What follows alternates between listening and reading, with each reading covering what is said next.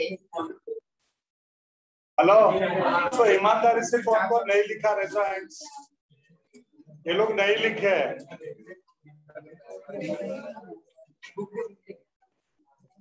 सुबह ऑनलाइन में थे ना, मैंने बोला था ना लिख के आना। आदत नहीं है ना सर की बात सुनने की। हाँ,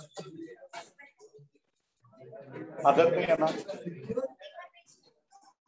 नहीं लिखे।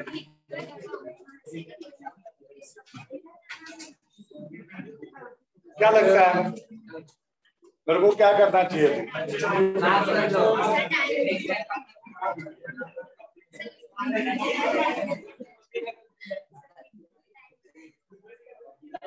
लिखने को थोड़ा सा टाइम दो, फटाफट लिख लेंगे। बैठ के लिखेंगे तो मजा नहीं आएगा।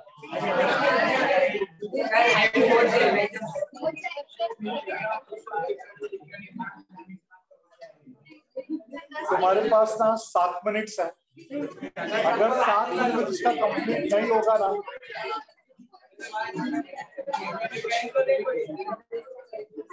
वो सीधा बाहर चला जाएगा। लिस्ट ऑफ फॉर्मूले लिख के ला, लिस्ट ऑफ फॉर्मूले लिख के ला। आउट आउट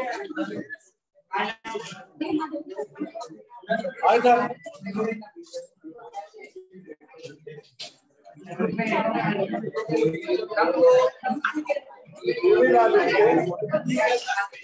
बैठ जल्दी। 7 मिनट्स फटाफट। जितना नहीं पूरा, नहीं तो बाहर चला जाएगा फिर। जल्दी से पास। हाँ तो जल्दी।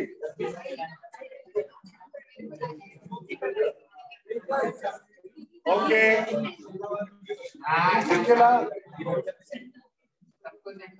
तो ले बस।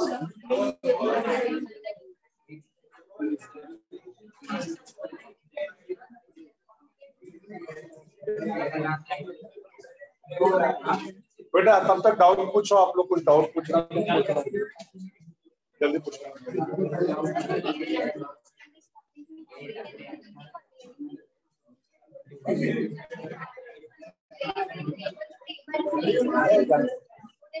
जो मैंने बोला उतना लिखो, बस हो गया, उसमें सब कवर हो जाएगा। एक काम करना बेटा, स्फीयर और सिलेंडर का, स्फीयर का डायरेक्ट फार्मूला है। मत बोल भाई, लास्ट में बैठा है ना।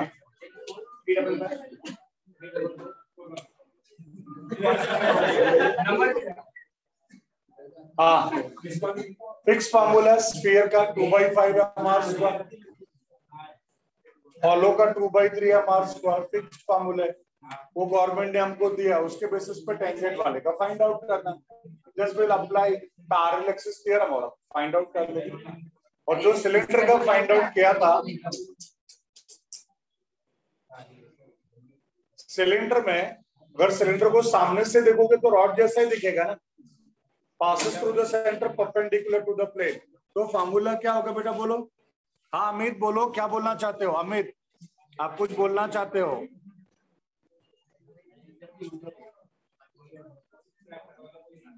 सर म्यूट है आप। अब ठीक है। आई हैव डाउट, बोलो बेटा, डाउट बोलो। What's your doubt? Come on, doubt बोलो।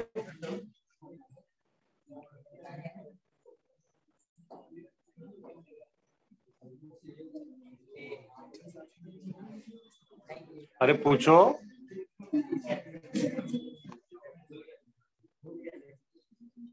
ठीक है।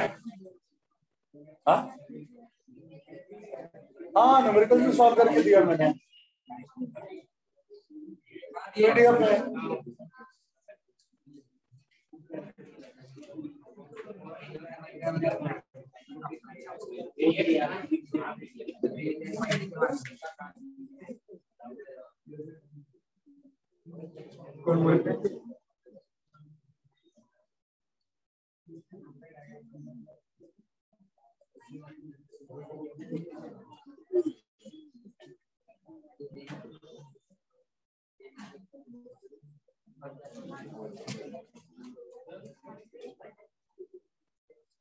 अब बताए तो passes through the center perpendicular to the plane ml square by 12 और यहां से देखोगे तो सिर्फ डिस्क का रिंग दिखाई देगा ना बेटा, डिस्क दिखाई देगा, passes through the center parallel with the plane mr square by 4 तो रिंग है mr square by 2।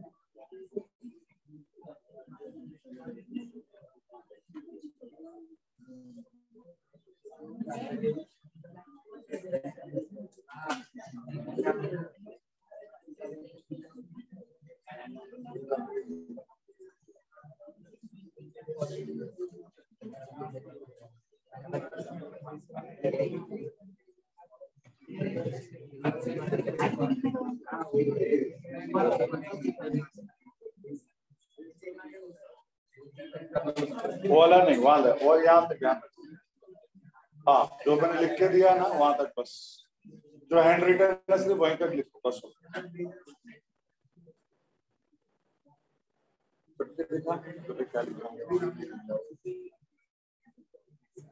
इस पर मैं आप पर भी लिख दिया ना।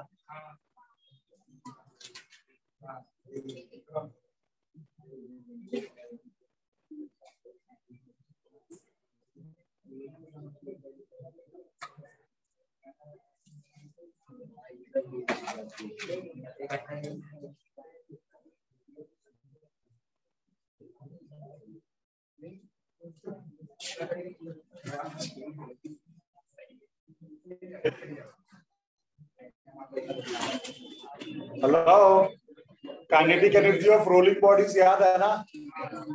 क्या बेटा बोलो, हाउ टू फाइंड। कोई भी बॉडी रोल होता है तो दोनों भी रहेगा, लीनियर भी रोटेशनल भी। रोटेशनल है तो हमको सिर्फ चेक करना बेटा, रोटेशनल पे देख अगर डिस्क है तो अबाउट विच एक्सिस रोटेट हो सकता है, passes through the centre perpendicular to the plane. तो आई की जगह पे mr स्क्वायर बाय 2 बराबर है। अगर वो डिस्क है रिंग है तो mr square only mr square बराबर है। सॉलिड स्फीयर है तो 2/5 mr स्क्वायर, और सिलेंडर है, सिलेंडर और डिस्क का तो सेम ही रह जाए। ऑलो है तो 2/3 mr स्क्वायर, बस आई का वैल्यू रखना है, omega square r square v square हो जाएगा। मतलब सारी एक्सप्रेशंस m और v के फॉर्म में आ जाएंगे। That's all. Hope you are getting with this online, hope you are getting with this. Total के लिए क्या करना, लीनियर प्लस रोटेशनल। रोटेशनल वाला फार्मूला क्या हो जाएगा बेटा बोलो, रोटेशनल के लिए वही हाफ आई ओमेगा स्क्वायर, और आई का वैल्यू डिपेंड करता है कौन सा बॉडी है। डिस्क होगा तो mr स्क्वायर बाय 2, रिंग होगा तो mr स्क्वायर, सॉलिड स्फीयर है तो 2/5 mr स्क्वायर, हॉलो स्फीयर है तो 2/3 mr स्क्वायर, और जो डिस्क होगा वही क्या होगा, सॉलिड सिलेंडर। जो रिंग होगा वो हॉलो सिलेंडर। डन।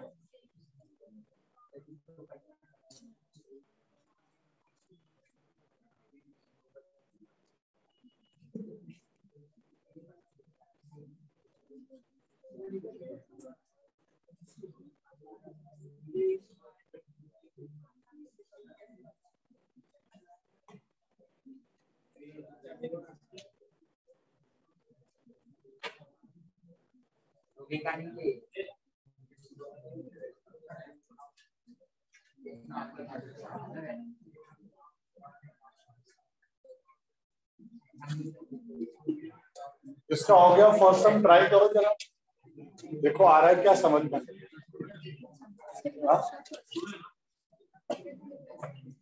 नहीं टेक्स्ट बुक पे है ना, टेक्स्ट बुक पे जो फर्स्ट सम दिया है अनसॉल्व वाला, तो ट्राई टू सॉल्व, देखो आ रहा है क्या।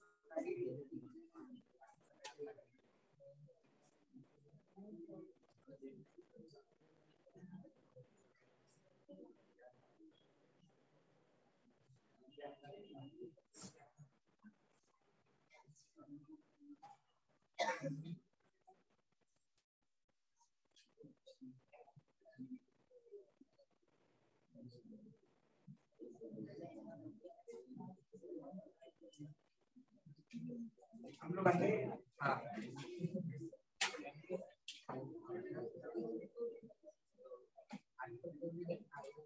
डन।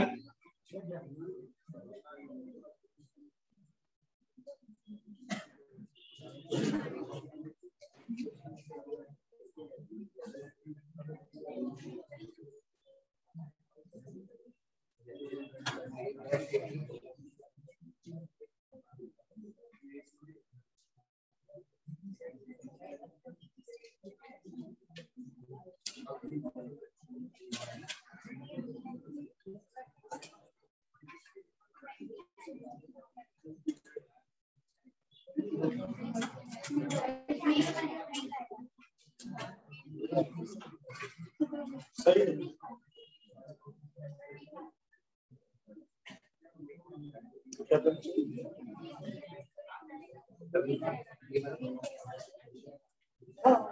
जैसा ले सकते हैं।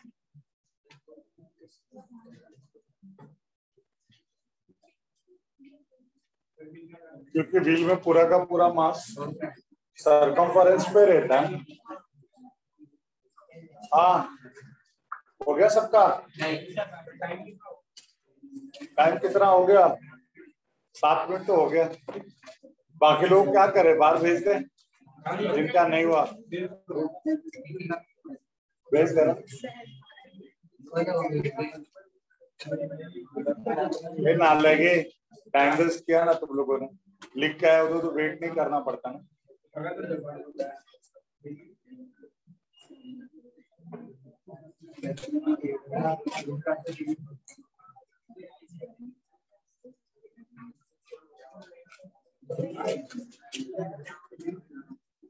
अच्छा बस रुक, अभी इतना लिख लिया ना, अभी काम करता है।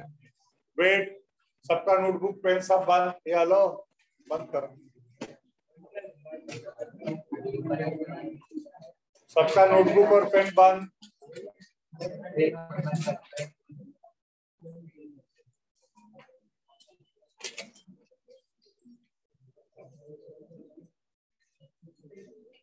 हाँ भाई ये हेलो, मेरी बात सुन रहा? हाँ सी लास्ट फर्स्ट सम जिसका बच गया ना, क्लास के बाद 7 बजे का उधर बैठ के लिखना, फिर जा। अभी चेक एक वहां से जिसका होगा वही करेगा, बाकी लोग बैठ के लिखेंगे यहाँ ला बेटा। अभी कोई बीच में लिखेगा नहीं, उसका लिखा उसका पेज फाड़ दिया जाएगा। फर्स्ट सम, हाँ बोल। हाँ उसको बंद रहते थे, यहाँ पे ध्यान दे। फर्स्ट सम देखो सब लोग, first sum on page number 24, sum number 12. Page number 24, sum number 12. What they have given to you is, क्या दिया बेटा? Somehow an ant is stuck to its ring. हमारे मत बोल, किसी को भी नहीं बोलना, मैं बोल रहा हूँ, सब सुनो बस। Somehow An ant is stuck to its rim of a bicycle wheel of diameter 1 meter. Diameter दिया 1 meter, बराबर है. Sum number 12. Data. Diameter is 1 meter. Radius is 0.5 meter. So radius they have given to you. क्या दिख रहा है? बोला ना मत लिख. 0.5 मीटर पर सेकेंड. सुबह बोला था तो लिखे नहीं. बोला था ना लिखने को, तब तो नहीं लिखे. तब कसम खाए जो आपसे बड़े बोलेंगे हम उसका उल्टा ही करें. कसम खाए तो फिर लिखो प्रॉब्लम. तो सुन यहाँ पे ध्यान से.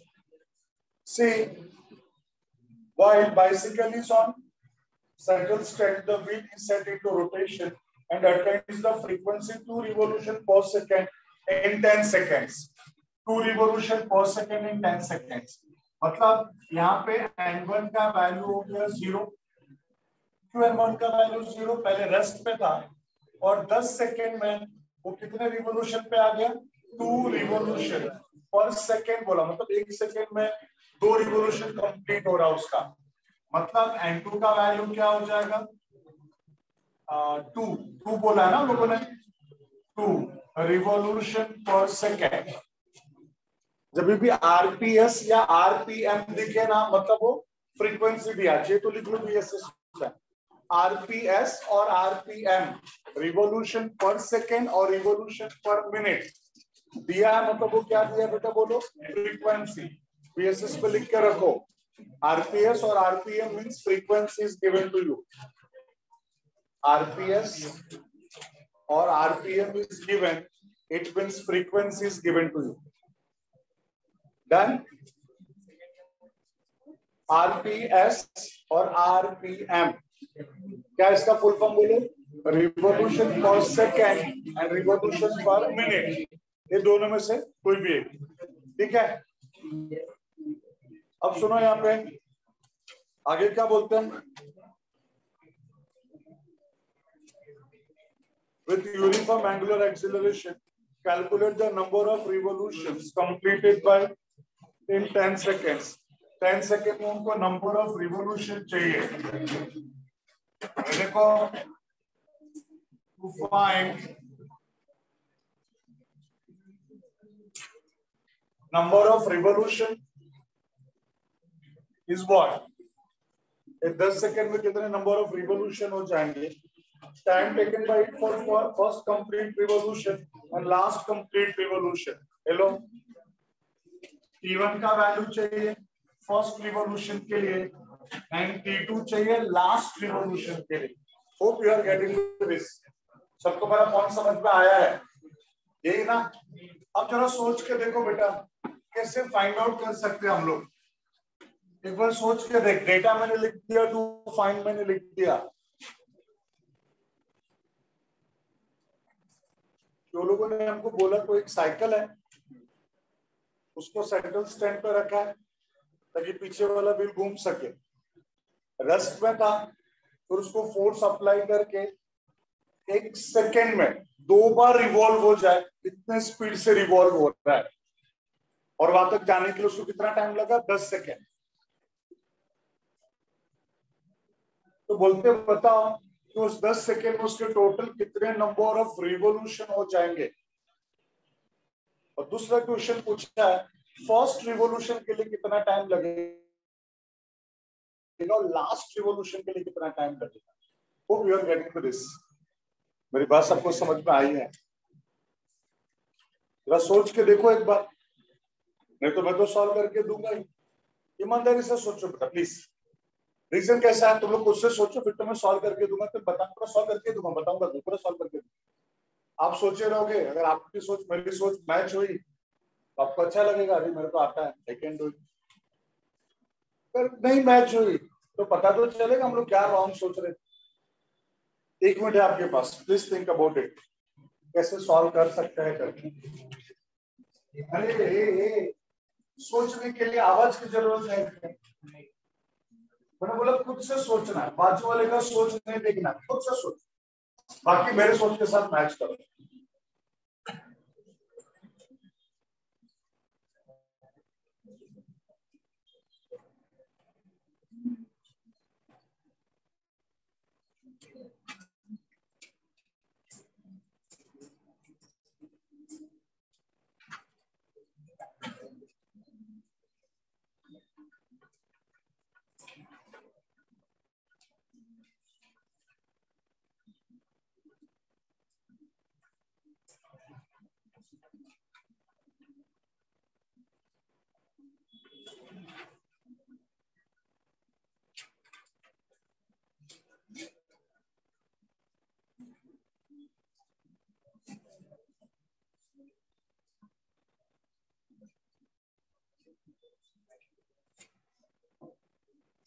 सब लोगों ने सोच लिया तो मैं बोलूं?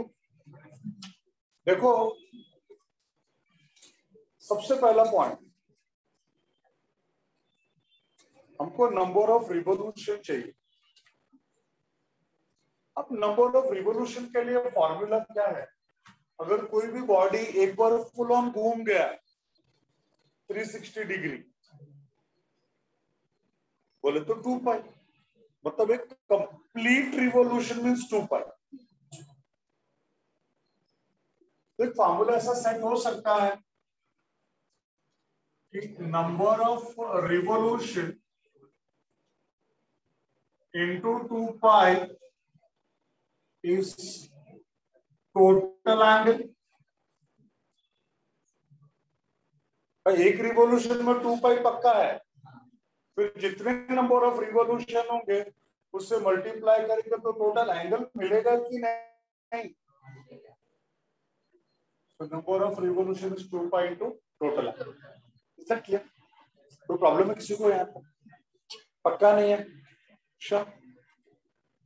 तो नंबर ऑफ रिवोल्यूशन मुझे चाहिए, 2 पाई हमारे घर का है, तो नंबर ऑफ रिवोल्यूशन जानने के लिए किस की जरूरत तो है? थीटा। पर थीटा क्या बेटा बोलो? Angular displacement. अगर हमारा बॉडी लीनियर पाथ पे मूव होता तो लीनियर डिस्प्लेसमेंट होता, या तो हमारा बॉडी उसी पाथ पे गोल गोल गोल गोल घूम रहा है, मतलब कौन सा मोशन है? Rotational motion. और रोटेशनल मोशन या सर्कुलर मोशन में वही डिस्प्लेसमेंट क्या कहलाता है? Angular displacement. Hope you are getting with this. मतलब मेरे को क्या चाहिए? थीटा, एंगुलर डिस्प्लेसमेंट चाहिए। अब डिस्प्लेसमेंट का तो फॉर्मूला हमारे पास यूनिफॉर्म मोशन में भी और नॉन यूनिफॉर्म मोशन में भी है। यूनिफॉर्म मोशन में भी है ना, speed is equal to distance upon time, velocity is displacement upon time, और नॉन यूनिफॉर्म मोशन में भी। तब हमें ये सोचना पड़ेगा कि ये हमारा मोशन यूनिफॉर्म है कि नॉन यूनिफॉर्म, और पता चला कि ये यूनिफॉर्म है। अरे हाँ तो बोलो नालायक। हाँ, संडे बोला, हाँ हो गया, दिमाग नहीं लगाएंगे। अरे सिर्फ सामने लिखा है बेटा, इनिशियल स्पीड उसका 0 है, 10 सेकेंड के बाद वो 2 रिवोल्यूशन पर सेकेंड पे पहुंच गया, 0 से वहां तक पहुंचा, मतलब एक्सीलरेटेड मोशन है ना, with respect to the time speed बढ़ रहा है ना बेटा। थोड़ा थोड़ा यूज करो बेटा, थोड़ा यूज करो। तो सर बोले तो हाँ हाँ मत बोलो, सोचो। मैं भी सही भी सर बोले तो सोच के तो देखो, डाउट करो सर तो तुरंत बोलो सर क्यों ऐसा, एक बार बताओ तो हमको भी अच्छा लगेगा, तुम इंटरेस्ट ले रहे हो। ये समझा, मेरा बात समझा? हमको पता नहीं ना हमारा मोशन कौन सा मोशन है, क्योंकि हमारे में दोनों में फार्मूले, कौन सा फार्मूला अप्लाई करने का, तो डिसाइड करो ये मोशन यूनिफॉर्म है कि नॉन यूनिफॉर्म। अब यूनिफॉर्म है कि नॉन यूनिफॉर्म कैसे पता चलेगा? एक ही स्पीड से कंटिन्यूअस चलता रहेगा मतलब uniform, with respect to the time speed बढ़ रहा है तो नॉन यूनिफॉर्म। और इसका स्पीड बढ़ रहा है, कैसे पता चला बढ़ रहा है? बाद में बढ़ा है, 2 रिवोल्यूशन पर सेकेंड तक पहुंचा। Is that clear? मतलब मोशन एक्सिलरेटेड है। अब एक्सिलरेटेड है तो हमारे पास 2 फॉर्मूले हैं। ये देख, ये तुमको मैं बताता हूँ क्या क्या फॉर्मूले हैं नॉन यूनिफॉर्म मोशन के लिए। क्या क्या फॉर्मूला हमारे पास? V is equals to U plus AT, आज भी लिख के दिया था कि नहीं मैंने? S is equals to UT plus, और V square is equals to U square plus 2S।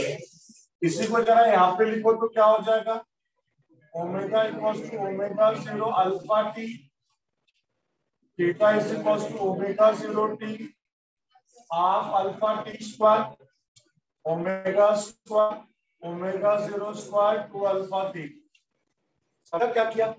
या फिर फिल कर बोले लिखने बंद कर उसको। Final velocity initial velocity plus at, तो यहाँ पे फाइनल वेलोसिटी का क्या हो गया? Omega equal sign initial velocity, initial omega ही लिखा, सिर्फ ओमेगा नॉट कर दिया, मतलब इनिशियल वेलोसिटी का सिंबल प्लस है। यहाँ पे एक्सीलरेशन है तो यहाँ पर भी एक्सीलरेशन, यहाँ पे लीनियर है तो वहाँ पे रोटेशनल मतलब एंगुलर है बस, और टी है तो टी है, ऐसा है थीटा है इक्वल साइन है, ओमेगा यू है ओमेगा 0 टी है टी है, हाफ हाफ अल्फा ए है इधर अल्फा टी है टी है। Hope you are getting this. अब क्या होगा यहाँ पे देखो, इनमें से कौन सा फार्मूला लगेगा? ये वाला फार्मूला अप्लाई। देख हम इन तीनों के बारे में तो सोच ही नहीं सकते, हमको एंगुलर डिस्प्लेसमेंट एंगल चाहिए ना, एंगुलर डिस्प्लेसमेंट एक्चुअली दोनों भी सेम है। हेलो, ये दोनों भी सेम ही है, सिर्फ किसके लिए बोलो? लीनियर के लिए। किसके लिए? इसके लिए इन तीनों के बारे में सोचना है ना बेटा। अब उसमें सब इसके बारे में क्यों नहीं सोच सकते? थीटा ही नहीं है उसके अंदर, हमको थीटा चाहिए, थीटा ही नहीं है, हम इसके बारे में भी नहीं सोच सकते। पूछो क्यों? टाइम दिया और यहाँ पे टाइम नहीं है, तो will go for this formula. समझा बेटा? मैंने आपके सामने क्यों लिख दिया ताकि आपको समझ में आए। हम सबसे पहले यूज करेंगे यहाँ पे theta equals to omega 0 T half alpha T square. आप बोलोगे सर वैसे तो हमको अल्फा भी नहीं दिया है, अल्फा भी तो हमको नहीं दिया है ना, बट अल्फा आ जाएगा। देख कैसे, यहाँ पे omega theta equals to 2 pi n1 initial speed का 2 pi n1 into T plus half omega 2 क्या होगा? 2 pi n2 2 pi n1 divide by T into T square. Yes, n1 का वैल्यू 0 है, ये पूरा part 0, so theta is equals to what? n1 0 है, पूरा part 0, तो यहाँ पे क्या बच गया? a2 भी छू हो जाएगा, तो यहाँ पे क्या बच गया? पाई n2 इंटू टी, ये भी कैंसिल हो गया ना बेटा, एक टी कैंसिल, टी हो गया, pi n2 into t. So theta equals to pi तो पाई है, n2 कितना बेटा बोलो? 2, और टाइम कितना है? 10, so theta is equals to 25, this much radian. Theta का वैल्यू आ गया, तो मैं क्या बोलूंगा? since number of revolution equals to total angle is theta, 2 पाई इधर मल्टीप्लाई करके क्या हो जाएगा? Divide, this is 20 pi divide by 2 pi, that is equals to 10 revolutions. Yes, कितने नंबर ऑफ रिवोल्यूशंस हो गए? 10। यहाँ तक किसी को डाउट है क्या? पक्का डाउट नहीं यहाँ तक? चलो फाइन, एक काम और कर लेते हैं हम लोग। अब हमको चाहिए कि फर्स्ट रिवोल्यूशन के लिए कितना टाइम लगा और लास्ट रिवोल्यूशन के लिए कितना टाइम लगा। आगे बढ़े हम लोग, सब रेडी है? इसके लिए पहले एक बार अल्फा का वैल्यू निकाल लो बेटा। अल्फा तो हम लोग बीच में भी निकाल सकते हैं, बट सेपरेटली निकाल लो, बड़ा इजी हो जाएगा। Alpha is equals to 2 pi n2 minus 2 pi n1 divide by T, यही है ना अल्फा का value? Omega 2 minus omega 1 divide by T. Omega 2 क्या है? 2 पाई n2, ओमेगा 1 क्या होता है? 2 pi n1 divide by T. इसका वैल्यू तो 0 मल्टीप्लाई बाय एनीथिंग इज 0, तो alpha is equal to 2 pi n2 by t। 2 pi बोलो ना n2, 2 बोलो ना t, 10। अरे t बोले तो 10, कितना होगा बेटा बोल? अल्फा इज इक्वल टू, ठीक है, 2 पाई बाय 5, 2 पाई बाई 5 क्या बेटा बोलो, रेडियन पर सेकेंड स्क्वायर अल्फा के। अब हमको चाहिए कि एक रिवॉल्यूशन के लिए कितना टाइम लगेगा, हम यही फार्मूले पे जाएंगे। Since theta 1 is equals to omega 0 T half alpha T square T1 square, T1 का वैल्यू चाहिए ना मुझे फर्स्ट रिवॉल्यूशन के लिए। लेकिन बेटा एक रिवॉल्यूशन की अगर हम बात करेंगे तो एक रिवॉल्यूशन में कितना एंगल होगा, 2 पाई। एक ही रिवॉल्यूशन के लिए बोला ना बेटा, एक रिवॉल्यूशन में एंगल कितना हो जाएगा, 2 पाई 360 डिग्री। तो यहाँ पे थीटा 1 की जगह पे हो जाएगा 2 पाई, इसकी जगह पे हो गया 0, दिस इज हाफ, इसका वैल्यू क्या है 2 पाई बाई 5 इंटू T1 का स्क्वायर। बेटा I to 0, this 2 chew, 2 chew, pi 5 chew, 5 2 sa 10 equals to T1 का स्क्वायर, तो T is equals to under root 10। ना बेटा कुछ डाउट है क्या, इतना समय लगा फर्स्ट रिवॉल्यूशन के लिए, मतलब 3 पॉइंट समथिंग समथिंग समथिंग, 9 होता तो परफेक्ट 3 हो जाता ना, बट 10 है तो 3 पॉइंट समथिंग समथिंग समथिंग होगा, तो T1 का वैल्यू मुझे आ गया। अब दिक्कत ऐसा है कि सिर्फ लास्ट रिवॉल्यूशन के लिए कितना टाइम लगा उनको चाहिए, लास्ट रिवॉल्यूशन के लिए, ऐसा नहीं बोल रहे कि टोटल रिवॉल्यूशन के लिए टोटल टाइम ना, सिर्फ लास्ट वाला। अब लोग ऐसा लास्ट वाला बोले तो अरे अभी भी तो आपको पता चला है कि 10 रिवॉल्यूशन ही हुए उतने टाइम, मतलब जो 10th वाला रिवॉल्यूशन उसको कितना टाइम लगेगा उनको चाहिए। कैसा आएगा जरा सोच के देखो, सोच के देखो 10th रिवॉल्यूशन वाले का कैसे आएगा।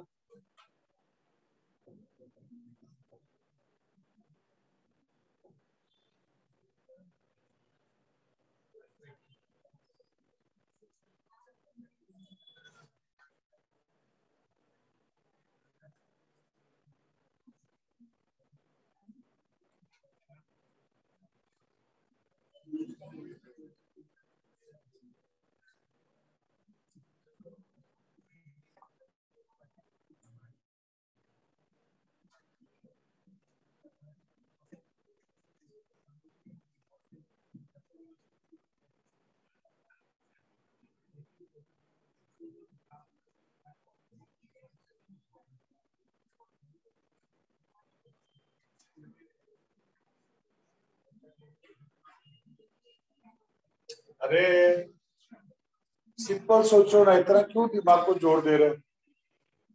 टोटल नंबर ऑफ रिवॉल्यूशन कितने हो गए 10, और 10 के लिए जो टाइम लगा हुआ है 10 सेकेंड। हमको पता चला ना 10 सेकेंड के बाद उसका टोटल नंबर ऑफ रिवॉल्यूशन कितना आया अपने को 10, टाइम 10 लिया था ना, 10 लिया था ना, दो लोगों ने दिया था कि 10 सेकेंड के बाद उसका फ्रीक्वेंसी कितना हो जाता है 2 रिवॉल्यूशन पर। तो हमको पता चला कि 10 सेकेंड में कितना नंबर ऑफ रिवॉल्यूशन है 10। एक काम करो ना बेटा, पहले 9 रिवॉल्यूशन का टाइम निकाल लो, 10 में से 9 सेकेंड को माइनस कर दो, आ गया ना time. Hope you are getting with this. समझा मैंने क्या बोला, 10th वाली रिवॉल्यूशन का टाइम चाहिए ना, तो पहले 9 रिवॉल्यूशन का टाइम फाइंड आउट करो और उसको 10 में से माइनस करो, आंसर आ जाए। अब पॉइंट ऐसा है कि सर पहले 9 का कैसे आएगा, फिर से यही फॉर्मूला अप्लाई करेंगे। सर यही फॉर्मूला क्यों, क्योंकि मोशन तो एक्सिलरेटेड है ना, with respect to the time उसका वेलोसिटी बढ़ते ही जा रहा है, तो मोशन इज एक्सिलरेटेड। अगर हमारा मोशन एक्सिलरेटेड है तो मैं क्या बोलूंगा, theta 2 equals to omega 0 T plus half alpha T square, सिर्फ टी स्पेशल लिखो ना, theta is equals to omega 0 T plus half alpha T square लिखो, टी स्क्वायर।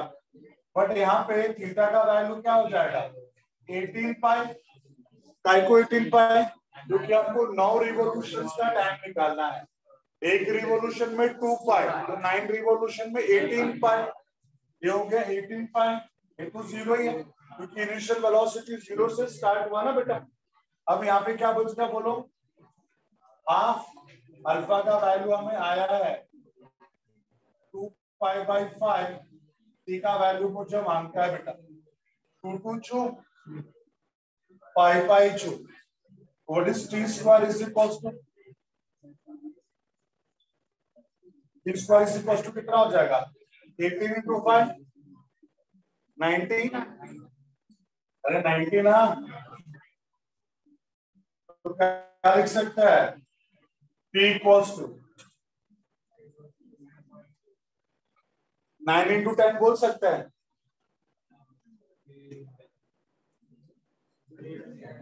9 into 10 बराबर है, तो यहाँ पे हो जाएगा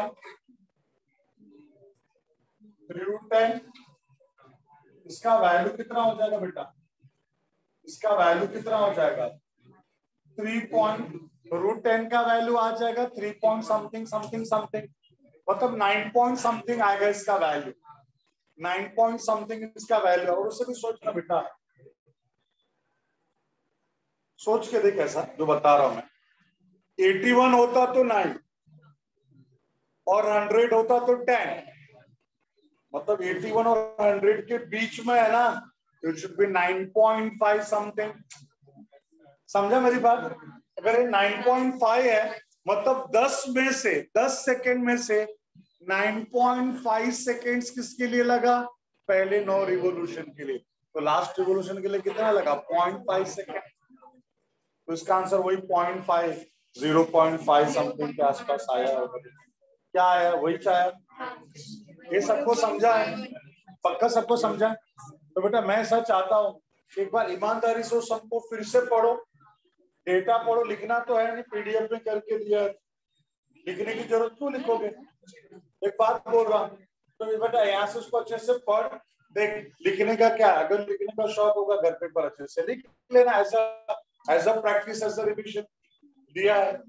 यहाँ पे सिर्फ पढ़ के समझने का काम करो, समझा? पहले एक बार सब अच्छे से पढ़ो, देखो क्या डेटा दिया है, वो लोगों ने क्या बोला, जो सर ने टू फाइंड में क्या लिखा, तो सर ने क्या फॉर्मूला अप्लाई किया, ये चाहिए ये लिख के रखना, उसे डिस्टर्ब फॉर्मूले में भी लिख के दिया है। कौन सा, ए वाला, इसमें क्या दिक्कत है, हमको थीटा का वैल्यू चाहिए तो थीटा वाला फॉर्मूला। हाँ, अल्फा का वैल्यू कैसे है, अल्फा क्या होता है omega 2 minus omega 1 divided by T, but omega 2 क्या होता है 2 पाई एन 2, ओमेगा 1 क्या होगा 2 pi N 1 divide by T. समझा बेटा? पढ़ लो जल्दी से एक बार।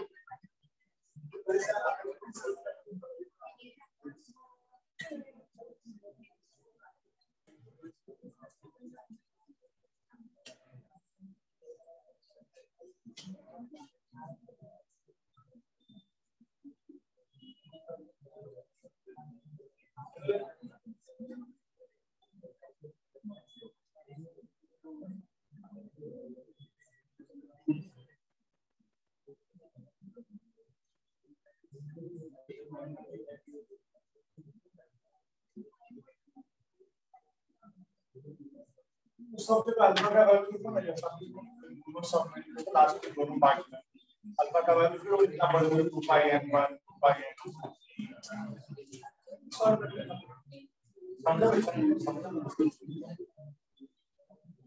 चलो हो गया। तो सेकंड सम पे आए क्या? सेकंड सम पे आ जाए।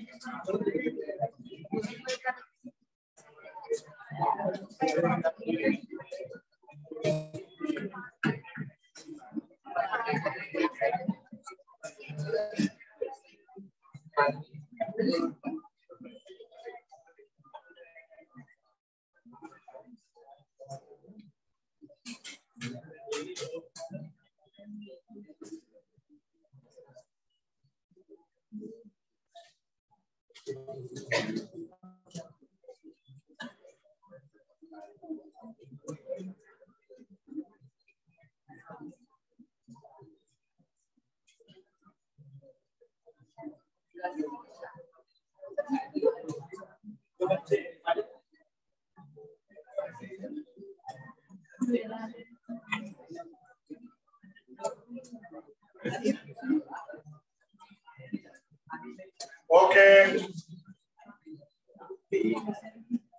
सब यहाँ देखो। सेकंड सम पढ़ लिया सब लोगों ने? क्या दिया बेटा सेकंड सम में?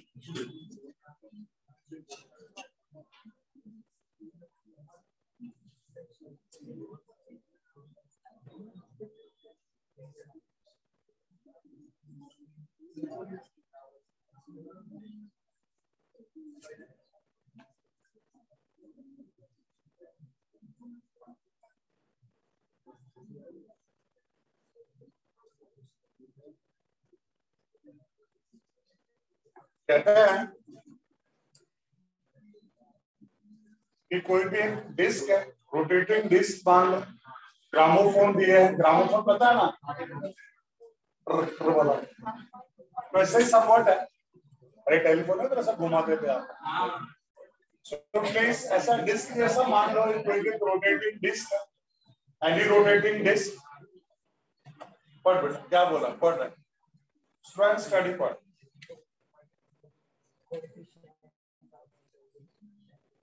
कौन से पढ़ रहा बच्चा?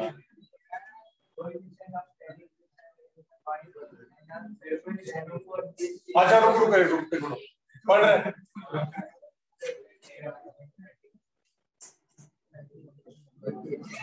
Coefficient of static friction between the coil and gramophone disc is 0.5 radius of the disc. Mu का वैल्यू दे दिया 0.5।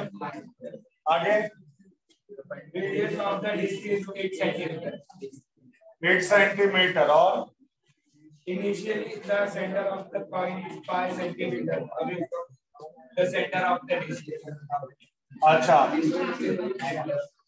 आगे At what minimum frequency will it start slipping from there? By what factor will the same change if the coin is almost at the rim? ठीक है, answer का को बोलेगा ठीक है।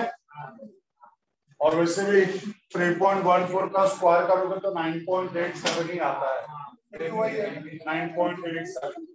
ठीक है, अब देखो यहाँ पे पॉइंट ऐसा है, पॉइंट को लोगों ने सबसे पहले कहां पे रखा बोलो? इस एक्सिस ऑफ रोटेशन से 5 सेंटीमीटर के डिस्टेंस पे।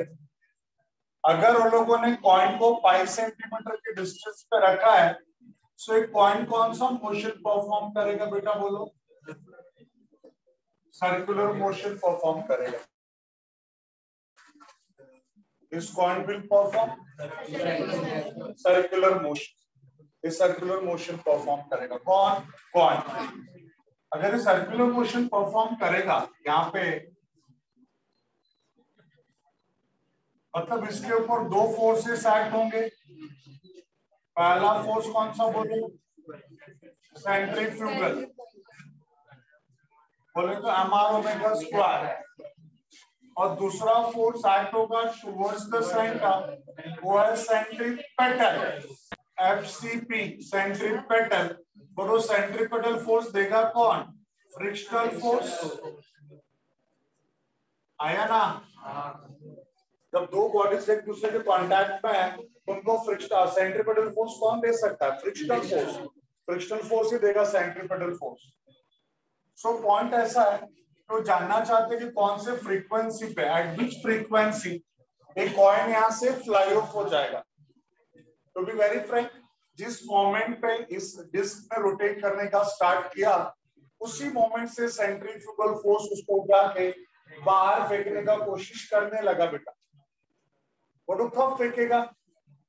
जब बाहर का सेंट्रीफ्यूगल फोर्स सेंट्रीपेटल फोर्स से बड़ा हो जाएगा। लास्ट टू लास्ट किस मोमेंट तक वो फ्लाई ऑफ नहीं होगा?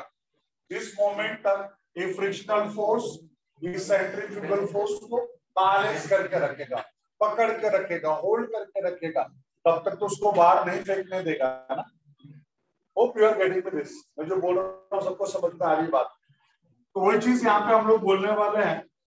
देखो कि यहाँ का जो फ्रिक्शनल फोर्स है, सेंट्रीफ्यूगल फोर्स है, वो इस फ्रिक्शनल फोर्स को क्या कर रहा है बेटा? बोलो बैलेंस। सेंट्रीफ्यूगल फोर्स क्या? M R omega square. Frictional force क्या बेटा? बोलो म्यू एम जी। एम और M cancel, M M cancel. What I left with? Omega square is equals to mu G by R. इसके जगह पे क्या लिख सकता हूं? 4 pi square N square. Frequency पूछा ना लोगों ने, ओमेगा तो पूछा नहीं हमसे, लोगों ने फ्रीक्वेंसी पूछा। ओमेगा के वैल्यू क्या होता है? सॉरी मैंने गलत लिखा, 4 pi square N square. Time period दिया था ना, टाइम पीरियड, तो 2 पाई बाई कैपिटल टी, और हो जाता था 2 स्क्वायर, 2 का square 4 pi square by T square. और इसके साथ क्या फॉर्मूला? 2 pi N. बेटा हो गया 4 pi square N square, that is mu g upon r, pi square g छू। बोला उन लोगों ने, बोला ना कैंसिल कर दो, सेम बोला उन लोगों ने। यहाँ पे क्या बच गया बेटा? बोलो n square equals to, n square is equals to what I left with? Mu upon 4r। pi square और g कैंसिल हो गया ना, n square यहाँ पे 4 आ गया। mu upon 4r। r का क्या करेंगे यहाँ पे? बोलो जो वैल्यूज रहेगा वो सब्स्टिट्यूट करेंगे। तो म्यू कितना दिया? 0.5 दिया है ना, 0.5 किधर गया? 0.5। ये देखो म्यू का वैल्यू 4 है, और आर का वैल्यू कितना बोला? पाई। आर का वैल्यू पाई बोला है ना। सॉल्व करो, 0.5 बोले तो 1/2, 0.5 बोले तो 1/2। अभी अपना हो जाएगा 1/8 पाई। अब इसको सॉल्व कर लो, जो आएगा तुम्हारा आंसर। एक्चुअली तुम्हारा क्या बेटा? बोलो n स्क्वायर है, तो n का वैल्यू निकालना पड़ेगा। सुनना, पाई का वैल्यू अप्रोक्स 3.14, 8 3 24, मतलब ऑलमोस्ट 25, ऑलमोस्ट 25। अब जब अगर 1/25 अप्रोक्स 1/25, तो n का वैल्यू क्या होगा? 1/5, 1/5 मतलब 0.2 आरपीएस, रिवोल्यूशन पर सेकेंड। कितना वैल्यू दिया? अरे n का वैल्यू कितना दिया है? हाँ, अरे ना इसने पहले भी दिया हो 2.5।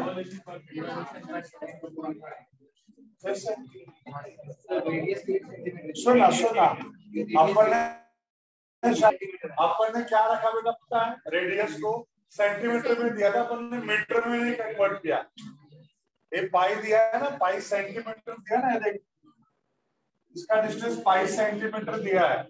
अगर हम पाई सेंटीमीटर रखेंगे तो क्या होगा, आर का वैल्यू पाई इंटू 10⁻²। सेंटीमीटर को मीटर में कन्वर्ट करेंगे तो -2 मूव्स अप, +2 आया ना, +2 मतलब कितना हो गया 100 4 2 पॉइंट समथिंग आ गया ना। देखिए बेटा अपन अप्रोक्स सॉल्व कर रहे हैं, ये अपन अप्रोक्सीमेटली सॉल्व कर रहे हैं ना, तो आ जाएगा ना 2.5 के आसपास आ गया अप्रोक्स में वैल्यू। अब अगर ये आ गया तो लोगों ने दूसरा पॉइंट क्या पूछा हमसे कि अगर एक पॉइंट यहां से कहां पे चला गया, रिम पे चला गया, तो बताओ कि उसका फ्रीक्वेंसी क्या हिसाब से चेंज होगा। तो सुनो मेरी बात, पहले यहाँ पे था, अभी कहां पे आ गया, रिम पे आ गया, अब उसका रेडियस क्या हो जाएगा, जो इसका रेडियस है वो उसका रेडियस हो जाएगा। और एक बात बताओ बेटा, ये वाला पोजीशन होने दो, ये वाला पोजीशन होने दो, कोई भी पोजीशन होने दो, उसके सेंट्रीफ्यूगल फोर्स को कौन बैलेंस करता है, फ्रिक्शनल फोर्स ही करता है। फ्रिक्शनल फोर्स से बैलेंस करता है कि नहीं, तो वही हम लोग बोलने वाले हैं, since centrifugal force balances bye frictional force, ये mr⍵² μmg, mm cancel, r⍵² is μg, mu fixed है 0.5 बोला वो लोगों ने, g fixed है 9.8। अगर राइट हैंड साइड पूरा फिक्स्ड है मतलब राइट हैंड साइड कांस्टेंट है, अगर ये कांस्टेंट है तो इन दोनों के बीच में रिलेशन क्या होगा, r1/r2 ω2/ω1 the whole square, ω1/ω2 the whole square। क्योंकि कौन सा वेरिएशन है बेटा बोलो, इनवर्स। देख जब प्रोडक्ट कांस्टेंट होता है तो इनवर्स वेरिएशन, डिवीजन कांस्टेंट होता है मतलब डायरेक्ट वेरिएशन। तो यहाँ पे दोनों के बीच में कौन सा वेरिएशन, इनवर्स। तो r1/r2 ω2/ω1 डायरेक्ट होता तो क्या लिखते थे, r1/r2 ω1/ω2। अब इसको हम लोग क्या लिख सकते बोलो, ω2 को 2πn2 2πn1, 2π कैंसिल, n2/n1 का होल स्क्वायर बराबर है। अब क्या करना बेटा बोलो, r1 का वैल्यू आपको पता है कितना था बेटा बोलो, पाई इंटू 10⁻²। r2 का वैल्यू कितना है 8 इंटू 10⁻²। अब n2/n1 the whole square, 10⁻², 10⁻², क्या बच गया 5/8 equals to n2/n1 the whole square। अब क्या करोगे बेटा बोलो, स्क्वायर रूट ले लो, तो पाई का स्क्वायर रूट मतलब √π अपॉन 8 इक्वल्स टू n2/n1। उसको सॉल्व कर लो, जो आएगा तुम्हारा आंसर। पाई का वैल्यू 3.14 होता है, 1 है, रूट है, तो उसको सॉल्व कर सकते हो लॉग एंटी लॉग से। कैसे सॉल्व करोगे बेटा बोलो, n2/n1 is anti-log of n2/n1 log of 8 मत बोलो, anti-log of half of log of pi minus log of 8 h this divide by ये तो माइनस और रूट है तो पावर हाफ, यही करते हैं ना बेटा हम लोग। अब क्या करेंगे यहाँ पे देखो, एंटी लॉग ऑफ हाफ, पाई का value 3.14 log of 3.14 minus log of 8, so this is anti log of half of log of 3.14, 31 का 4 0.4969 3.14। अरे बेटा पता ना कैरेक्टरिस्टिक्स कैसे लेते हैं, डेसिमल से पहले क्या 1 डिजिट, 1 - 1 0 और फिर क्या देखेंगे 31 का 4 चेक करके देखो 4969 लॉक टेबल नहीं लाया ना, कोई नहीं लाया, आप तो कर लेना घर पे अभी। और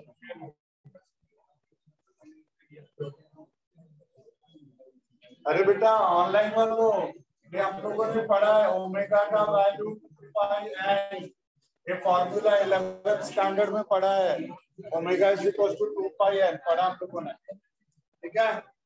चलो बेटा अब इसको सॉल्व कर लोगे जो आएगा तुम्हारा आंसर, पढ़ लो इसको अच्छे से, एक बार चेक कर लो जल्दी से। कम ऑन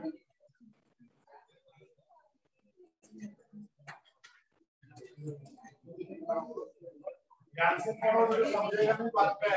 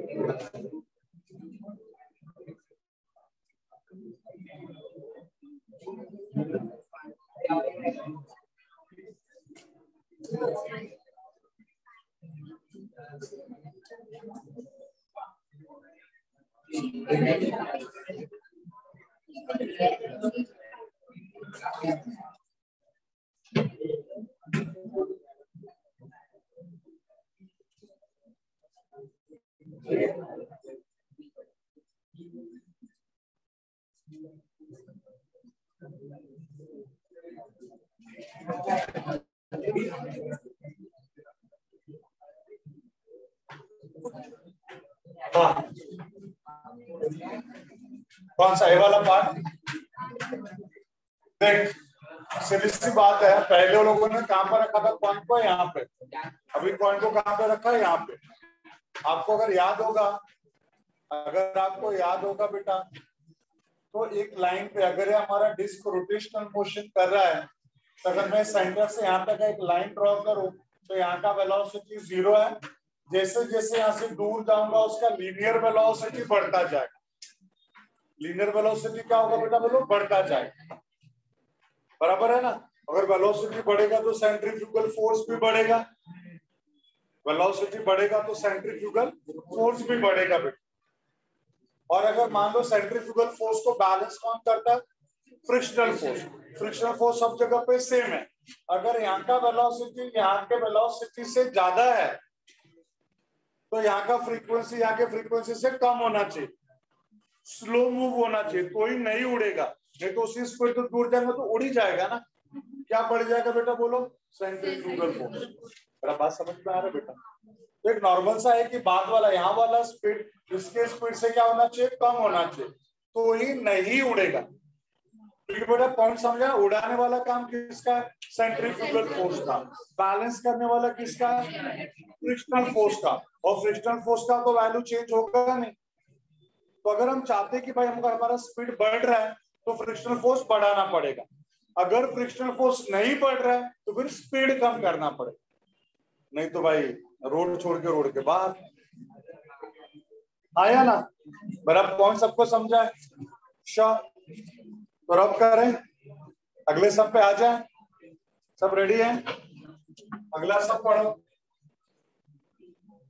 अभी समझे छुट्टी? पक्का समझे? और वैसे भी देखना, हेलो हेलो, यहाँ पे देख इधर ही आंसर पता चल गया था। जब इस फॉर्मूले को लिखा तो म्यू तो चेंज हो नहीं रहा, जी चेंज होगा नहीं, ये दोनों कांस्टेंट, तो कांस्टेंट लिख दिया। मतलब इन दोनों का प्रोडक्ट क्या हो गया? कांस्टेंट। प्रोडक्ट कांस्टेंट मतलब दोनों में क्या होगा? Inverse variation. एक का वैल्यू बढ़ेगा तो दूसरे का वैल्यू कम हो जाएगा। तो अगर इसका आर का वैल्यू क्या हो रहा है? बढ़ रहा है, तो ओमेगा का वैल्यू क्या होना चाहिए, कम होना चाहिए। Hope you are getting with this, logically भी समझा सबको।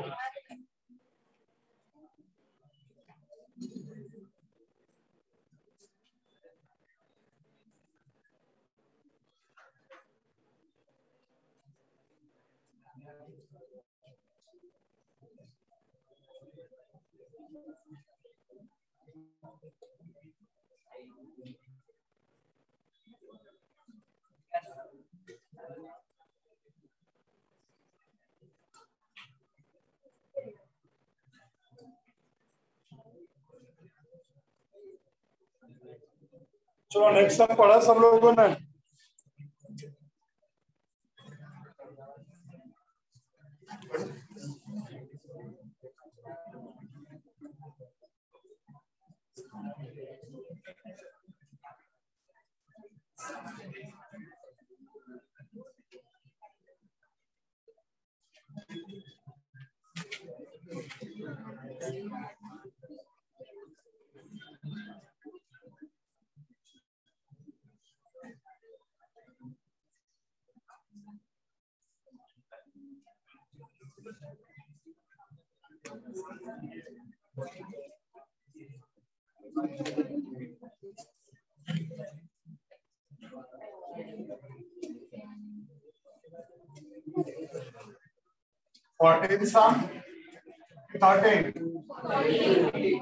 हाँ बेटा, अरे पढ़, जोर से पढ़, तेज तरार आवाज में, और तेज पढ़।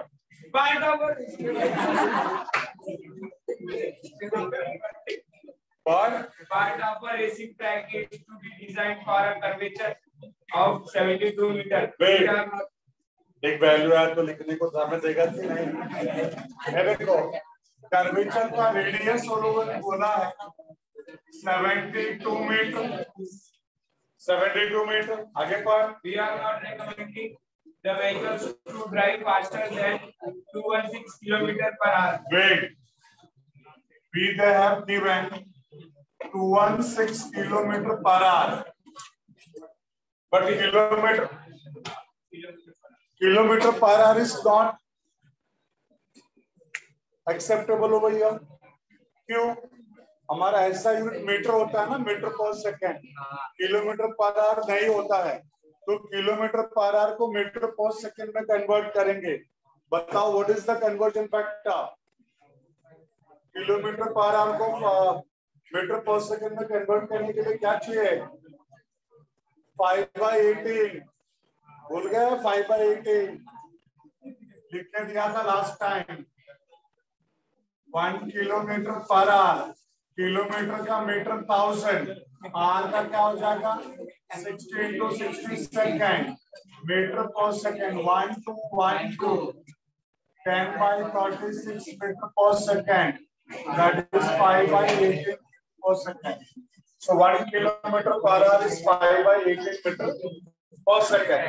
ये हमारा फिक्स वैल्यू है। अब यहाँ पे क्या लिखेंगे देखो 216 5/18 मीटर पर सेकेंड, ये हो जाएगा 60 मीटर पर सेकेंड। यस 60 मीटर पर सेकेंड। और क्या दिया पर बेटा? With what angle should be road to be killed? By what height will its outer edge be with respect to the inner edge of if the track is 10 meter wide?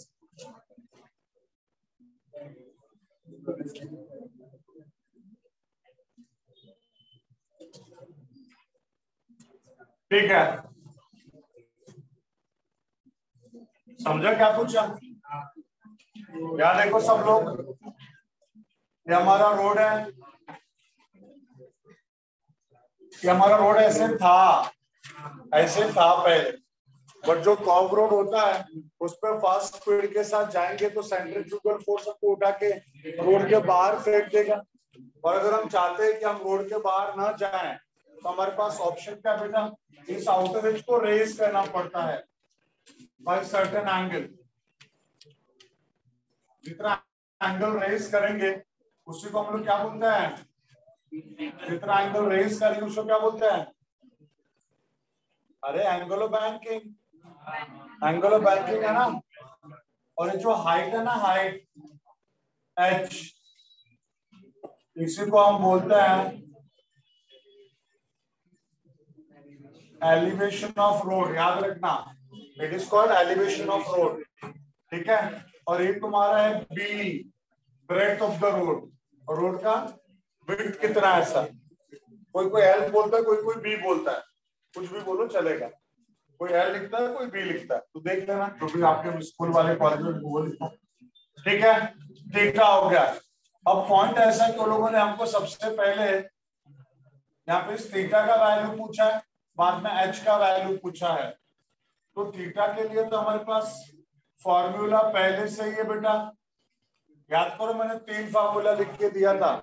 v equals to under root mu R G, v equals to under root R G tan theta, v equals to under root R G tan theta plus mu upon 1 minus mu tan theta.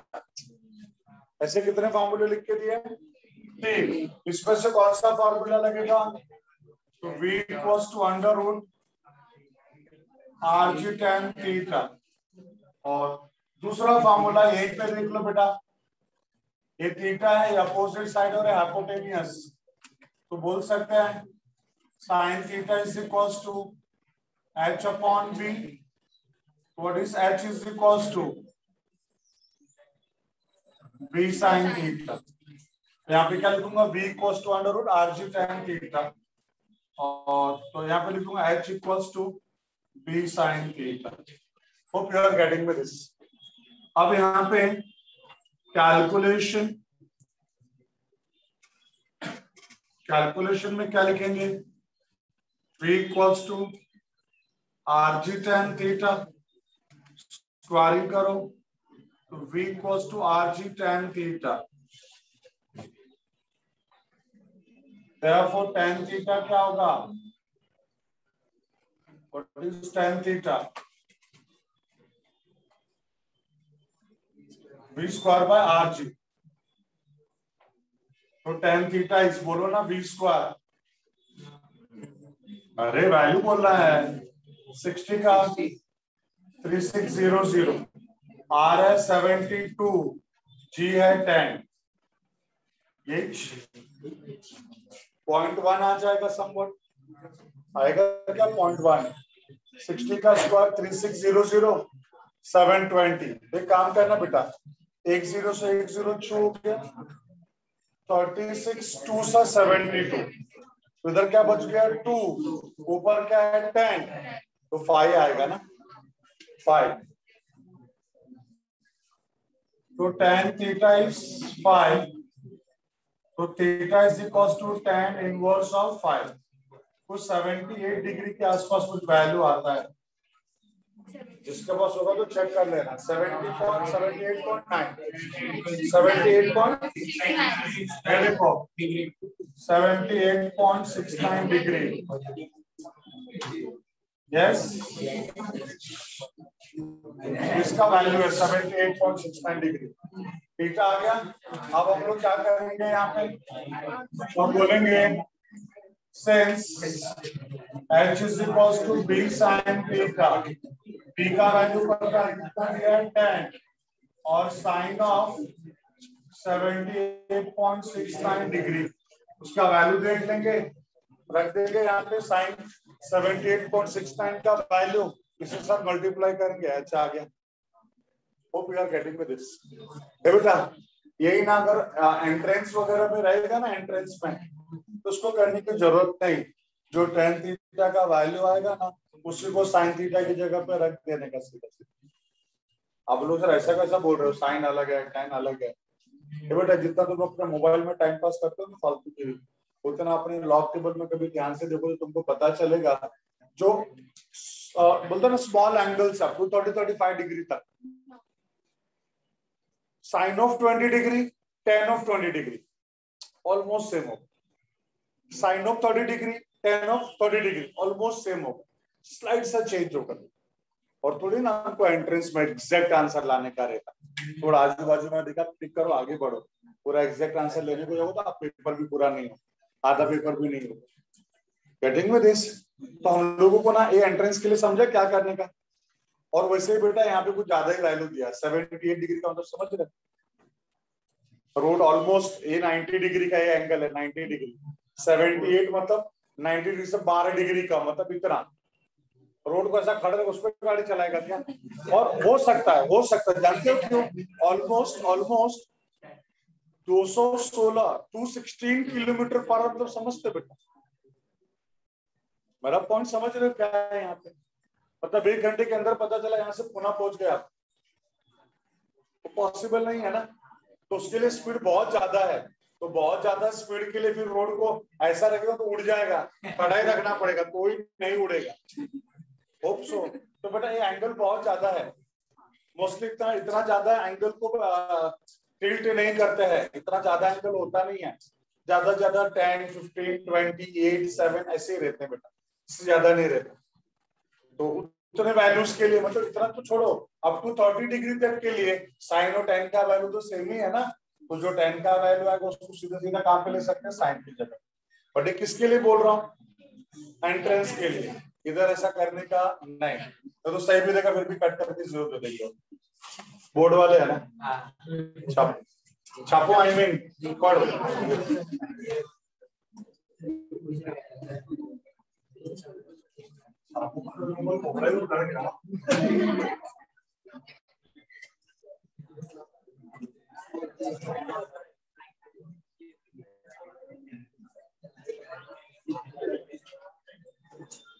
कुछ किसी को नहीं पता हो तो लिख लेना, हो 1 किलोमीटर पर आवर वो सब लिख लेना।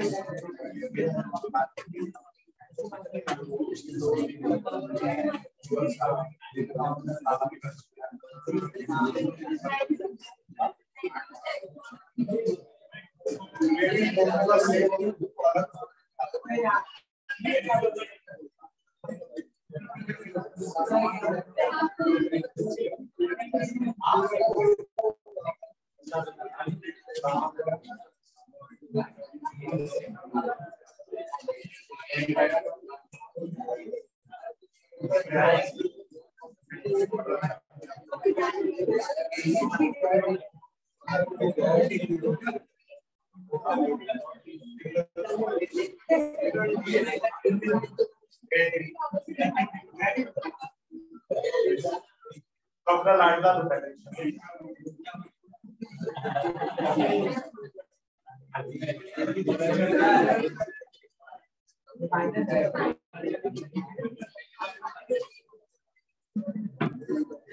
चलो पढ़ लिया सब लोगों ने?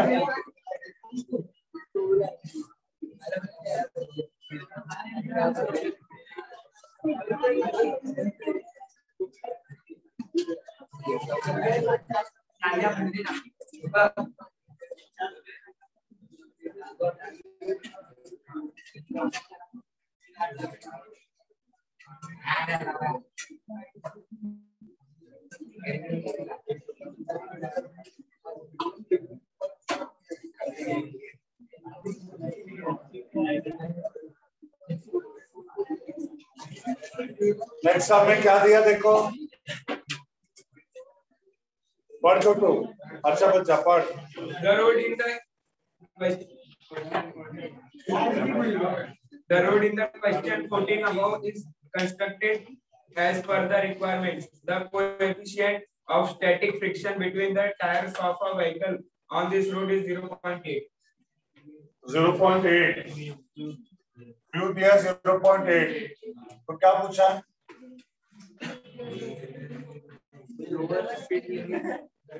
हाँ सुन, अगर ये दिया है तो v का फार्मूला पता है ना बेटा, rg tan theta plus mu 1 minus mu tan theta आ जाएगा।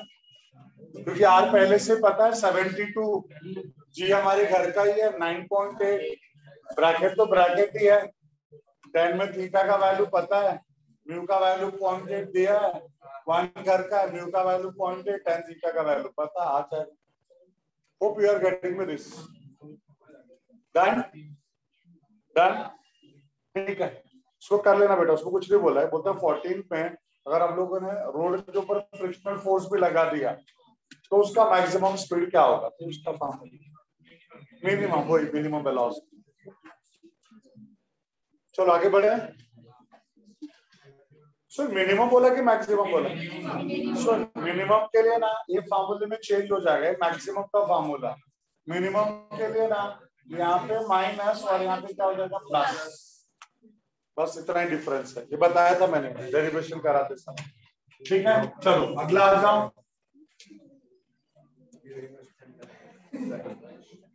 16 सम,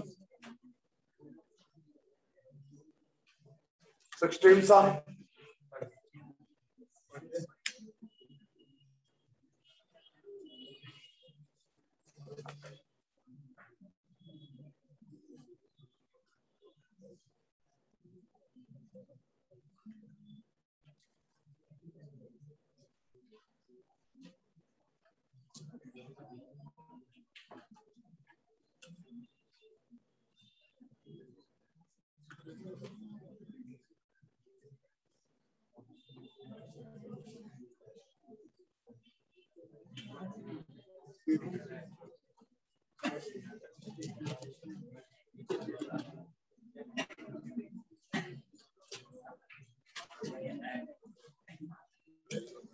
सम में देखो बोलता है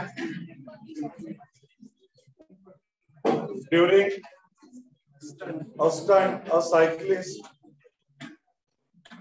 is undergoing a horizontal circle inside a cylindrical well of radius 6.05 meter.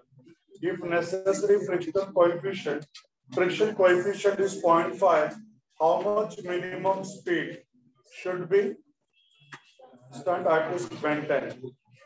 अच्छा, माउथ का कुआं,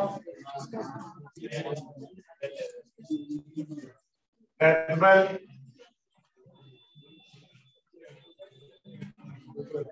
ठीक है, यहाँ पे इधर है ना बोर्ड रहे, उसके थोबड़े पे बोर्ड है, ये नाला है।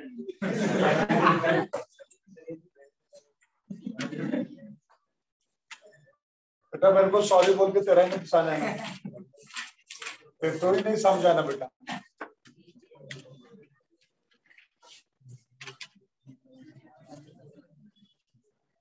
इधर हमारा मोटरसाइकिलिस्ट बेल्ट पे ऐसा घूम रहा है। अब जब कभी भी ऐसा डायग्राम आए ऐसा लाइन मार देने का बेटा, ऐसा, इसके सेंटर ऑफ ग्रेविटी पे क्या क्या फोर्सेस एक्ट हो रहे? सबसे पहला फोर्स एक्ट होगा mg, दूसरा फोर्स एक्ट होगा फ्रिक्शनल फोर्स, तीसरा होगा नॉर्मल रिएक्शन और चौथा होगा mv square by r। Weight क्यों डाउनवर्ड्स, क्यों डाउनवर्ड्स ही एक्ट होता है, weight is always acting downwards.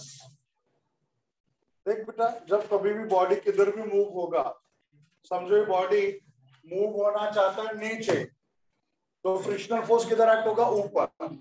अगर मैं उसको ऊपर मूव करना चाहूंगा तो फ्रिक्शनल फोर्स किधर एक्ट होगा, नीचे। तो जिधर भी हम मूव करेंगे उसके ऑपोजिट डायरेक्शन में फ्रिक्शनल फोर्स होगा बेटा। तो चूंकि बॉडी अपने वेट की वजह से नीचे आना चाहता है, इसके लिए फ्रिक्शनल फोर्स किधर एक्ट होगा, ऊपर। इसका नॉर्मल रिएक्शन, जैसे देख अगर व्हीकल ऐसे मूव हो रहा है तो उसके ऊपर का नॉर्मल रिएक्शन ऐसे ही रहेगा ना, वेट डाउनवर्ड्स।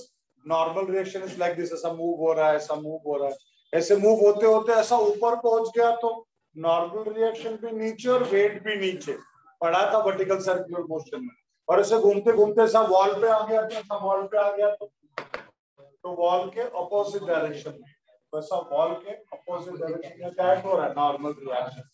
और centrifugal force as usual away from the centre, तो सेंटर से अवे सेंट्रीफ्यूगल फोर्स। और कोई फोर्स है क्या यहाँ पे जो एक्ट होगा? अब यहाँ पे हम क्या लिख सकते हैं? As per the given condition Fs equals to mg, Fs equals to mg। दूसरा normal reaction mv square by r, दो हो गए। अब क्या करेंगे बेटा बोलो? हम बोल सकते हैं since Fs is equals to mu s n, Fs equals to mu s n। अब Fs की जगह पे क्या लिख सकते हैं? mg mu s, n की जगह पे क्या लिख सकते हैं? mv square by r, m और m cancel, so what I can write भी तो वही होगा। अगर m और कैंसिल हो गया तो क्या लिखेंगे बोलो? v square is equals to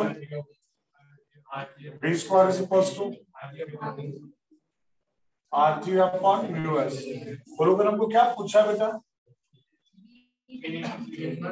तो म्यू का वैल्यू दिया, r का वैल्यू दिया ना, g का वैल्यू दिया, तो प्रॉब्लम क्या है?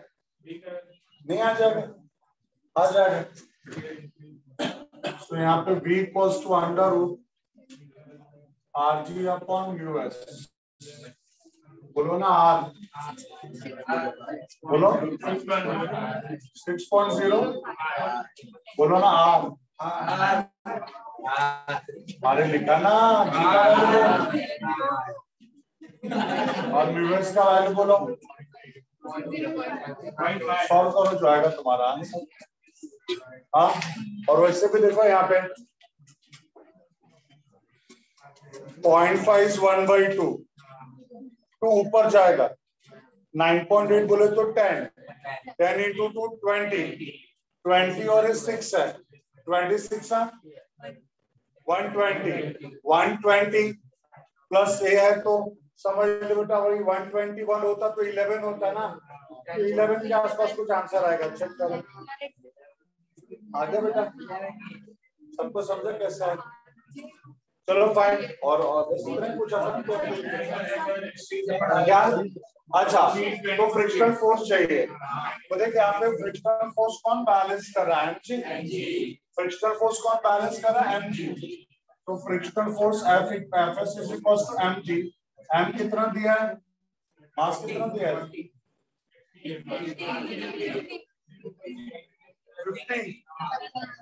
50 और g कितना होता है? 10, 500 न्यूटन।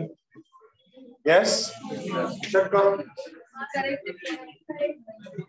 हाँ बोलो।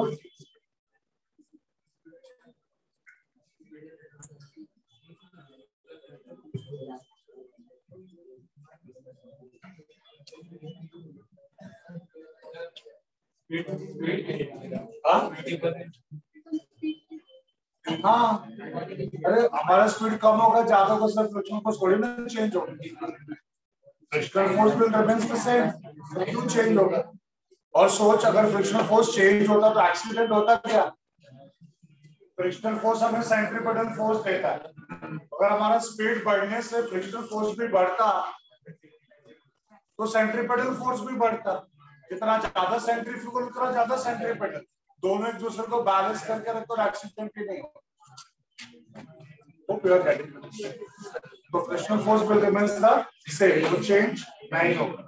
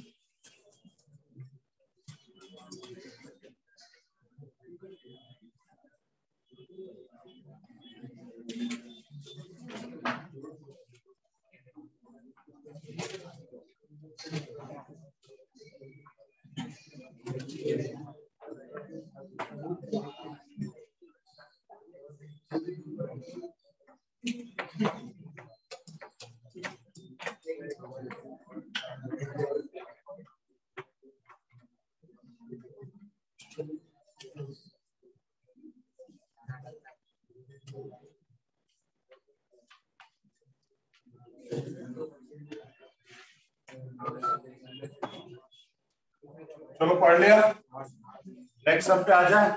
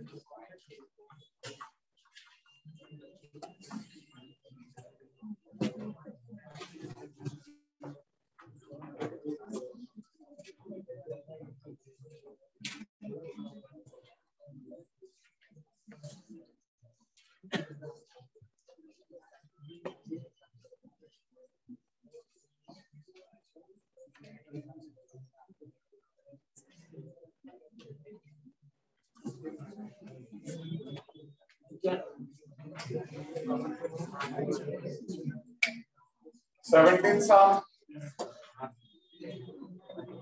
देखो क्या दिया 17 सम में, पढ़ रहे छोटू? A pendulum consisting of a massless string of length 20 centimeter and a tiny bob of mass 100 gram is set up as a conical pendulum. Its bob now performs 75 rpm. Calculate kinetic energy and increase in the gravitational potential energy of the bob. Use pi square is equals to 10. Okay.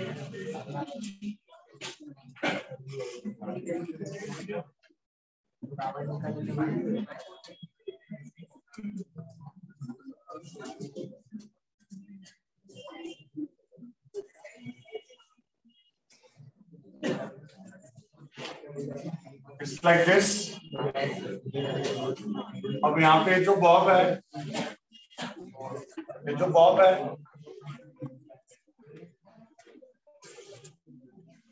ये हमारा H, ये हमारा R, इसका length दिया हुआ है L is 20 centimetre, 0.2 metre, ये दिया ना, तो यहाँ पे 0.2 मीटर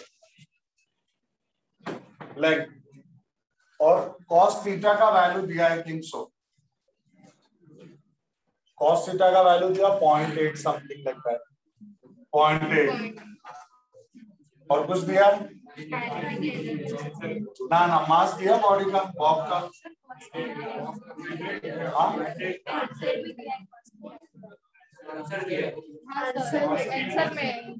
ना आंसर नहीं होगा, कैसा होगा आंसर, उसको मेरा सॉल्व कर तो बाय मिस्टेक है। लिसन और वो सोच के देखना, कभी कभी क्वेश्चन में पूछा है क्या, थीटा पूछा है क्या, नहीं पूछा, ठीक है। तो मास कितना दिया बोलो, 100 ग्राम, 0.1 kg, और कुछ दिया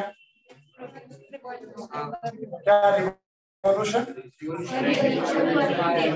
अच्छा एन का वैल्यू दिया है 75 रिवोल्यूशन पर मिनट, नहीं चलेगा, 75/60 रिवोल्यूशन पर सेकंड। क्या पूछा बेटा बोलो यहाँ पे, kinetic energy of, kinetic energy,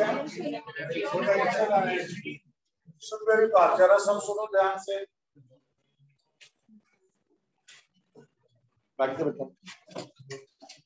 देखो काइनेटिक एनर्जी पूछा है, अभी इस पोजीशन पे था ना, ये पोजीशन पे था, अगर इस पोजीशन से अगर ये सर्कुलर मोशन में आएगा, इस तरह से आएगा, तो देख इसका हाइट थोड़ा बढ़ गया कि नहीं, इससे थोड़ा हाइट ऐसा ऊंचा हो गया कि नहीं बेटा, थोड़ा ऊपर के साइड पे आया, तभी तो ऐसा सर्कुलर मोशन करेगा।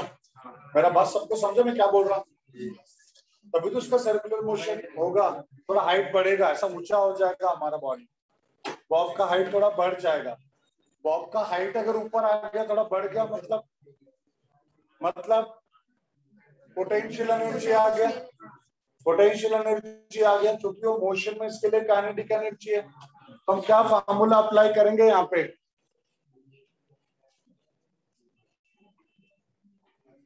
To find kinetic energy is what, potential energy is what.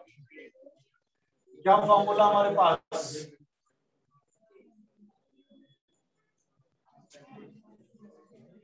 Half m v square, kinetic energy is half m v square, therefore kinetic energy is half, बोलो ना m, 100, और यहाँ पे v नहीं है तो r स्क्वायर ओमेगा स्क्वायर। अब दिक्कत ये है बेटा हमारे पास कि r तो पता ही नहीं है, ओमेगा तो चलो अपन निकाल सकते हैं। इसके लिए ना हम इससे पहले सबसे पहले ये थीटा बेटा मैं बोल सकता हूं since cos theta is h upon l adjacent upon hypotenuse h by l, तो h इज इक्वल टू क्या हो जाएगा l cos theta. So h is equal to l का वैल्यू बोलो, l का वैल्यू बोलो 0.2, cos थीटा का value पता है 0.16 मीटर, h का वैल्यू आ गया। अब h और l दोनों पता तो r तो आ ही जाएगा ना, कैसे बोलो h square r square is equal to l square, h का वैल्यू बोलो 0.16 का स्क्वायर, r का वैल्यू इज r स्क्वायर और l का वैल्यू बोलो 0.2 का, तो 0.0256 r स्क्वायर 0.0, तो r स्क्वायर क्या हो गया 0.04, 0.0256, तो r स्क्वायर बोलो 0.0144, r का वैल्यू 0.12, r का वैल्यू आ गया। अगर r का वैल्यू आ गया तो मैं फॉर्मूला क्या अप्लाई करूंगा, since kinetic energy is half m v square, half m r square omega square m r square 4 pi square n square, अभी 2 से कैंसिल होगी क्या हो जाएगा 2 pi square n square m r square. Solve कर लो, 2 तुम्हारे घर का है, पाई तुम्हारे घर का है, n का वैल्यू दिया है, n का वैल्यू दिया है और r का वैल्यू तो दिया है ना, आया मतलब आया है, कैन बी कैलकुलेटेड। और इन जनरल अगर आपको याद होगा तो वर्टिकल सर्कुलर मोशन में चेक करो चाहिए तो पीडीएफ, वर्टिकल सर्कुलर मोशन जहां पे खत्म हो रहा था उसके नीचे मैंने एक टेबल ड्रॉ करके दिया था। when particle is at the bottom position, horizontal position, top position और any position, और any position के लिए पोटेंशियल एनर्जी का मैंने फॉर्मूला दिया था, बोलो पोटेंशियल एनर्जी का फॉर्मूला क्या, mrg 1 minus cos theta, mrg 1 minus, तो इसमें से m तुमको पता है, r क्या होगा जो लेंथ होगा, जो लेंथ होगा r का वैल्यू मत लिख देना रे बेटा, आई वाला r मत लिखना, r की जगह पे क्या होगा लेंथ, बट अगर वर्टिकली घूमेगा तो जो लेंथ था वही रेडियस हो जाएगा ना, वही रेडियस हो जाएगा। तो यहाँ पे l लिखोगे, ये g है बेटा, 1 हमारे घर का है और cos थीटा का वैल्यू पता 0.8, सॉल्व करेंगे आंसर आ जाए। समझा सबको मैंने क्या बोला, पक्का सबको समझा है, छाप लो, आई मीन देखो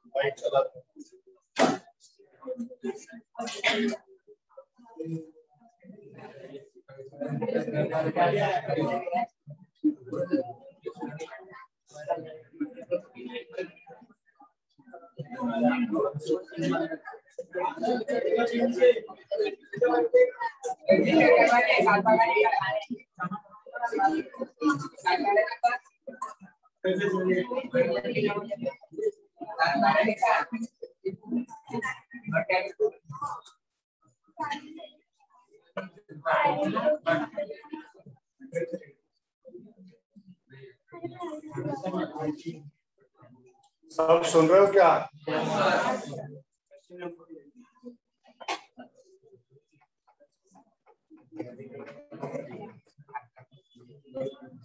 पढ़ बेटा, छोटो पढ़।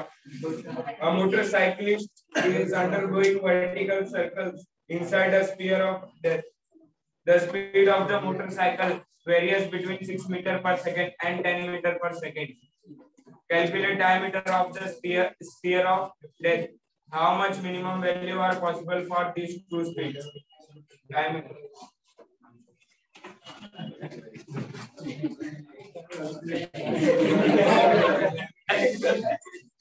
फिर पढ़। A motorcyclist as a particle is undergoing vertical circles inside a sphere of death. The speed of the motorcycle varies between 6 meters per second and 10 meters per second. Very sorry. Calculate diameter of the sphere of death. How much minimum values are possible for these two speeds? ठीक है, इससे यहाँ पे अभी vertical circular motion की बात कर रहे हैं, तो हमको तो पता है ना वर्टिकल सर्कुलर मोशन में क्या होता है। क्या होता है बेटा? टॉप पोजीशन पे वेलोसिटी मिनिमम, बॉटम पे मैक्सिमम। अगर एक बोल रहे हैं उसका वेलोसिटी 6 to 10 के बीच में वैरी कर रहा है, मतलब मैक्सिमम कितना है 10 और मिनिमम कितना है 6।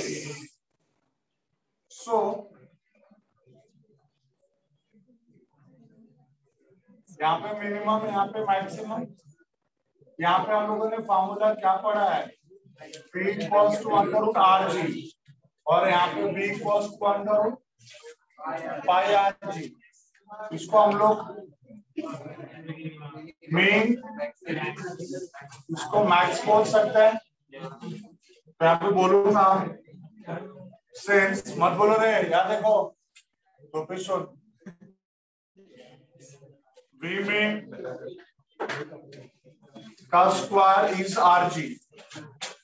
V मीन कितना, मिनिमम 6 दिया है ना, तो 6 का स्क्वायर इज RG, कितना हो गया 36। यह काम कर, इसको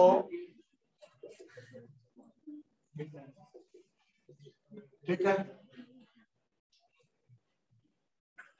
question number 1, since V max 5 RG,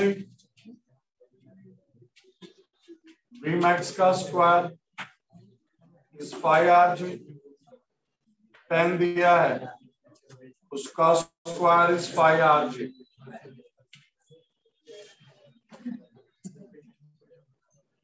Therefore 100 minus 36, 5 RG minus RG, so 64, 4 RG, तो RG 60,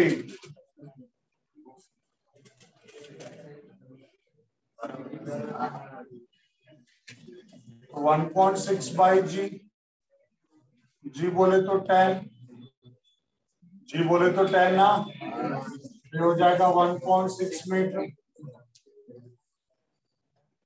Diameter is 2 times of radius, 1.6, 3.2 metre. आ गया। अगला क्या पूछा वो लोगों ने,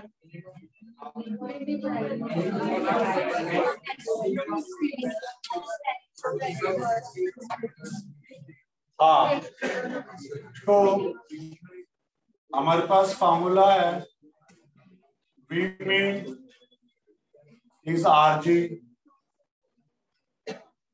V max 5 RG, बोलो ना R, 1.6, बोलो ना G,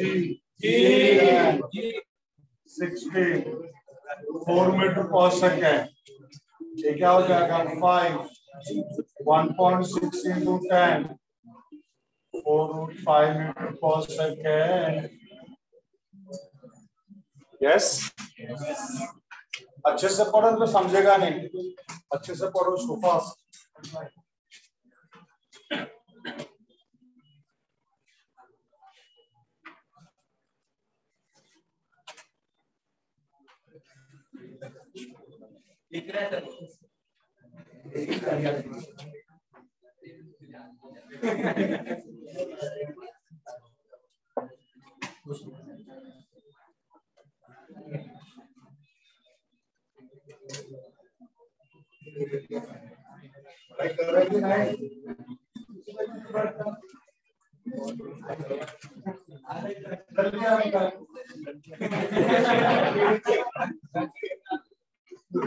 पीछे जाके बैठना है, पीछे बैठना है।